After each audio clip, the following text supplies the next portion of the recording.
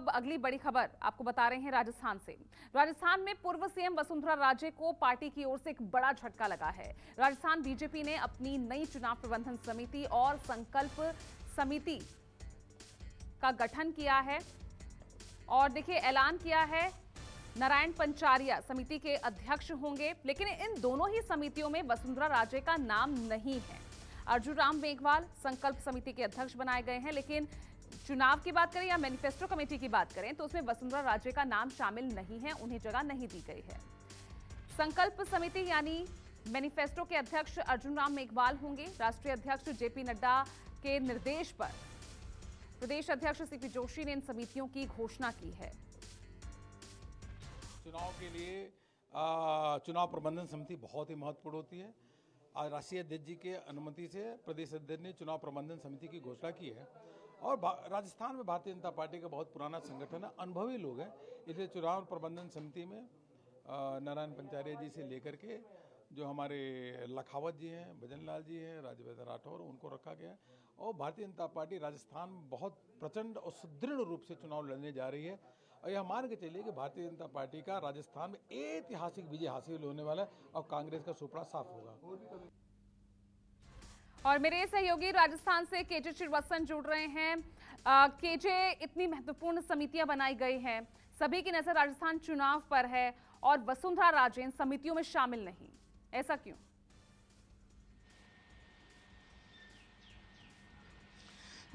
जी बिल्कुल, देखिए राजस्थान में बीजेपी हो या कांग्रेस दोनों ही चुनावी मोड में आ चुकी है और वसुंधरा राजे यानी कि बीजेपी पर इस बार खास तौर पर निगाहें थी।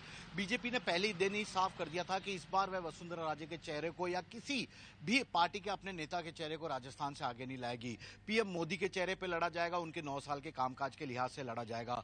इसके बाद वसुंधरा राजे का यह सबसे पहला झटका था। उसके बाद उम्मीद की जा रही थी कि जो इलेक्शन मैनेजमेंट कमेटी बनेगी जिसमें प्रत्याशियों के नाम का चयन भी उसके अधिकार में आता है, किस तरह से प्रत्याशियों को चुनना है, किनको टिकट देना है और किस तरह से पूरी कैंपेनिंग का प्रोसेस होगा, उसमें वसुंधरा राजे के नाम आने की संभावना थी। उम्मीद की जा रही थी कि 2 बार के पूर्व मुख्यमंत्री हैं वे, तो ऐसे में 2 बार का राजनीतिक अनुभव उनका काफी काम आएगा। लेकिन यहां पर भी उन्हें पार्टी की तरफ से एक तरह से तगड़ा झटका ही दिया गया है, क्योंकि आज 2 समितियों का ऐलान किया गया है। संकल्प समिति, संकल्प को इस बार अपने पार्टी ने जो घोषणा पत्र तैयार करेगी उसे संकल्प नाम दिया है और इस संकल्प समिति की जो पूरी कमान है यानी कि घोषणा पत्र बनाने की जो जिम्मेदारी है केंद्रीय मंत्री अर्जुन राम मेघवाल को दी गई है, जबकि नारायण पंचौरिया को चुनाव मैनेजमेंट कमेटी का अध्यक्ष बनाया गया है। 26 सदस्य हैं।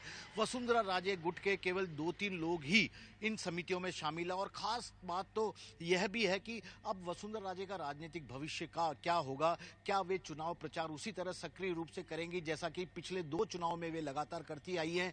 इस तरह के तमाम सवालों का अब बीजेपी के नेताओं को जवाब देना पड़ा है। लेकिन जब पूछा गया कि आपने वसुंधरा राजे को इन समिति में क्यों नहीं लिया, उनकी भूमिका चुनाव में किस तरह से होगी, तो पहले तो बीजेपी के तमाम नेता इससे जुड़े सभी सवालों को टालते आए हैं।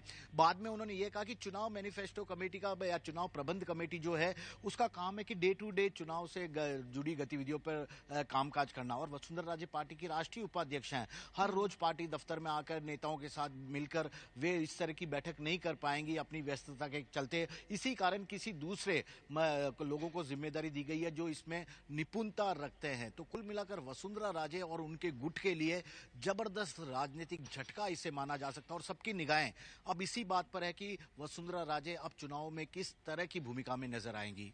बिल्कुल, ये सबसे बड़ा सवाल है और सभी की निगाहें इसी पर रहेगी। बहुत बहुत शुक्रिया आपका केजे श्रीवास्तव इस तमाम जानकारी के लिए।